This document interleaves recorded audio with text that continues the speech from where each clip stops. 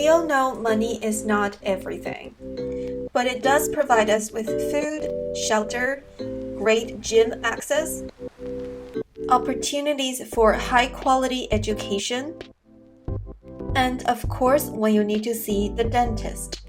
Recently, according to the news by Yahoo Finance, millennials show low financial literacy levels. Basically, only 16% of the millennials answered all three financial questions correctly. As a millennial myself, I am very surprised but also scared. Are we really burning money? Alright, let's look at the financial literacy questions. These three questions are all multiple choice simple questions. Question number 1. Suppose you had $100 in a savings account and the interest rate was 2% per year. After 5 years, how much do you think you would have in a bank account if you left the money to grow? Answers: A. More than 102. B. Exactly 102. C. Less than 102. D. Do not know.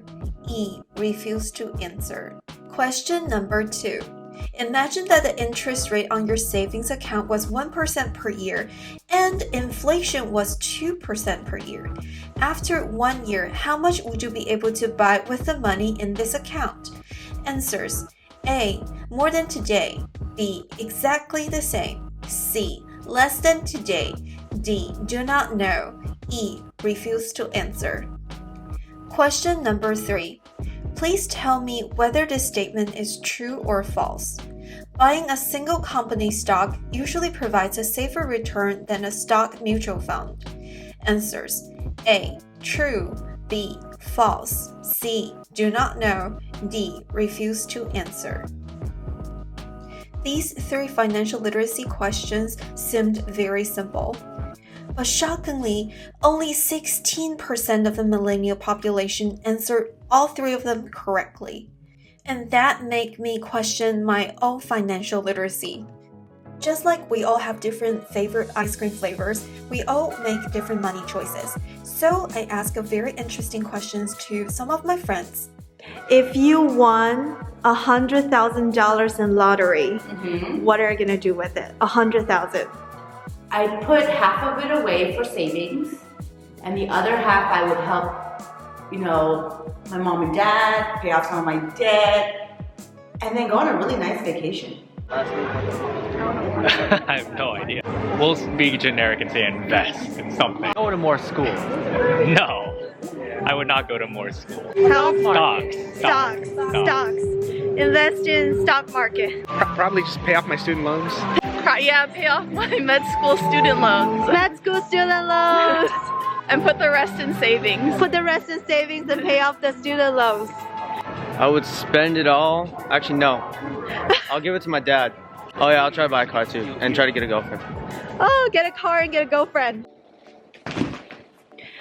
As a millennial, I'm super self-conscious about my financial health and my financial independence and my financial freedom in the future. So I've been watching a lot of financial gurus on YouTube about their advice about how to achieve financial freedom.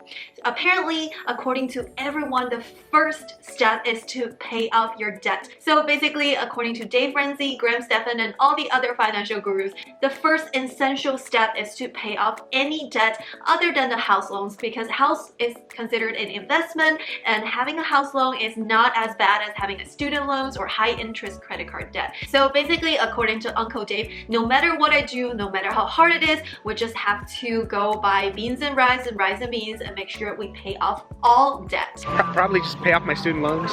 The next thing about achieving financial freedom is to live below our means. I used to think that with higher income, people would have higher savings, but apparently, according to research, it's not always the case. And I wonder why.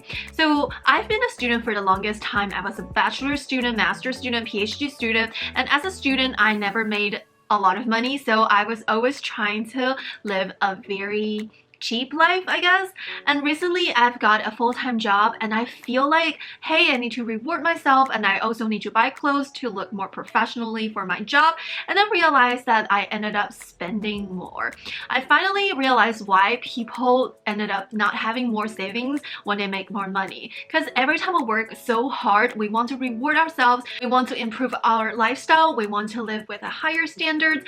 I don't know, but one thing that I learned from Dave Ramsey and Graham Stephan is that we need to live below our means to be able to have a lot of savings. And the self-made millionaire Graham Stephan saves 99% of his income, and he absolutely spends less money than I do.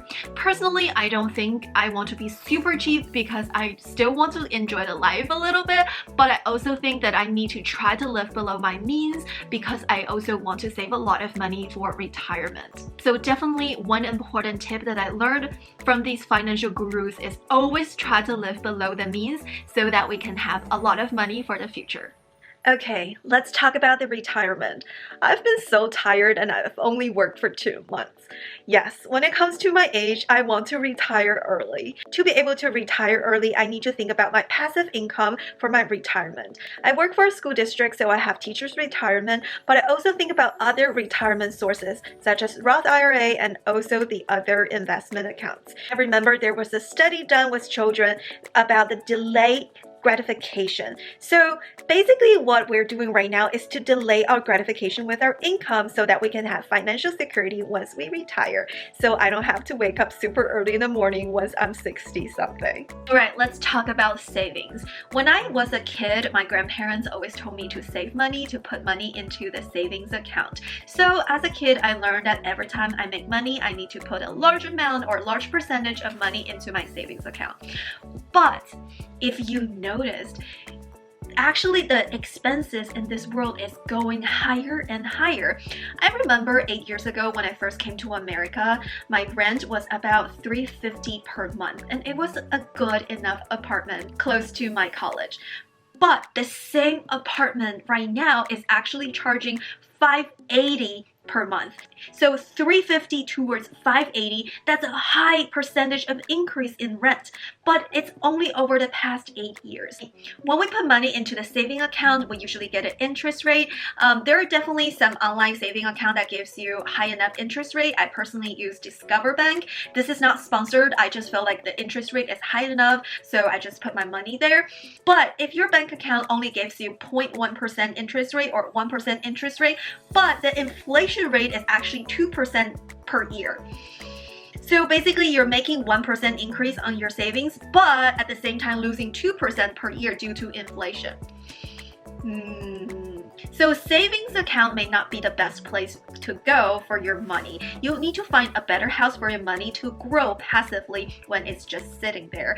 We'll be generic and say invest in something. So basically investment is a good choice, and there are different types of investment account that I actually don't even understand. Basically, we do have a money guy who's professional in terms of handling investments. We do have to pay him a fee and commission, but to me it's better that we have someone that we trust who knows a lot in terms of investment compared to me just taking chances. When you make money, think about what you can invest. You could invest in real estate, you could also invest in a car. Without a car, it's harder to go to work. So think about what's the investment that you can put your money in order for a higher gain in the future. Earlier, we talked about different steps of achieving financial independence and financial freedom. But now let's talk about how to. Well, I've been watching different videos from different people. I've been reading blogs online, the financial literacy universities, and this and that. So basically everything, all the videos, all the blogs, all the universities, all the books come down to 2 main methods. So basically you want more money in and less money out. Increase your income and decrease your expense. So basically to increase the income, you can definitely find some side hustles. You can also work more hours, and you can also look for a career that has a higher increase in the near future. In terms of decreasing your expenses, budgeting is the most important thing. So basically get your family members together, write down every expenses necessary, and do not spend anything else other than the things you write on the paper. And also, like, if there are two things to choose from, always choose the cheaper one. I guess I'm not always good in that because sometimes I do prefer quality, but you get the gist. According to Uncle Dave, you can just go live by rice and beans and rice. And I've thought about it. I love both, but beans do give me gas, so I don't like beans. I love their taste, but I don't think I can eat them every single day, considering eating beans for lunch and then in the afternoon, gas out. But basically, you get the gist. Try to live below your means is going to be helpful in increasing the percentage of your income into the savings and investment. And also, there's so many different side hustles that you can look for, including doing YouTube. That's what I'm doing right now. Alright, now let's relook at the 3 financial literacy questions. First question, supposedly you have $100 in a saving account and the interest rate was 2% per year.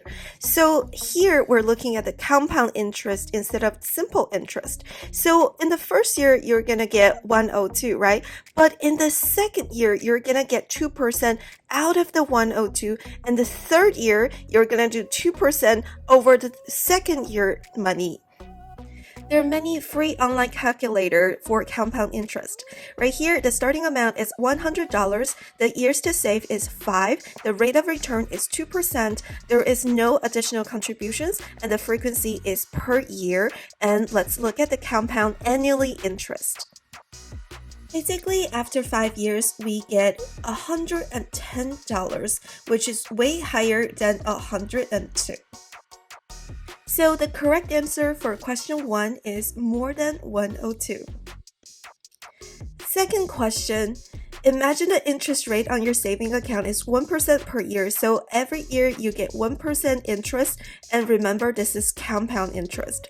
But the inflation was 2% per year, and this is also compound interest.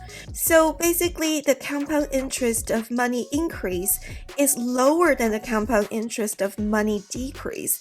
This tells us the money did not hold its value over the year.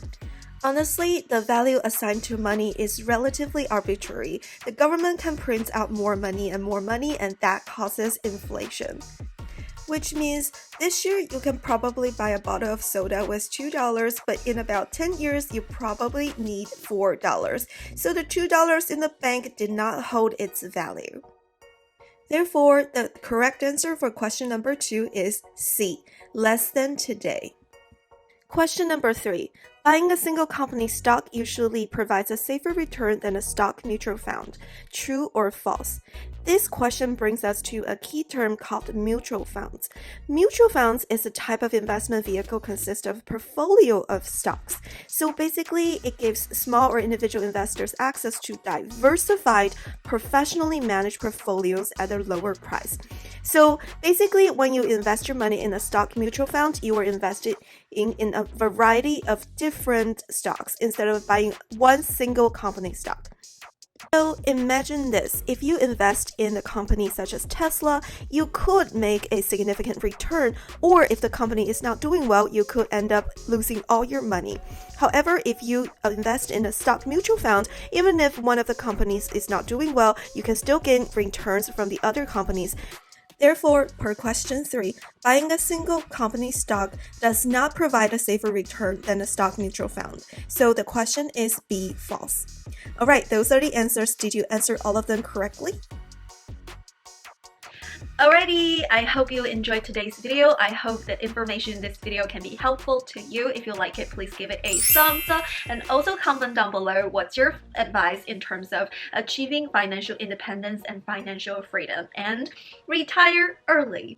Alright, that's for today. Before you go, don't forget to give this video a thumbs up. It really helps me out and it really motivates me and encourages me to do more videos. And also before you go, don't forget to subscribe so we can grow as a family and community, and ring the notification bell so that you won't miss out on future upload. And I will see you in my next video. Bye!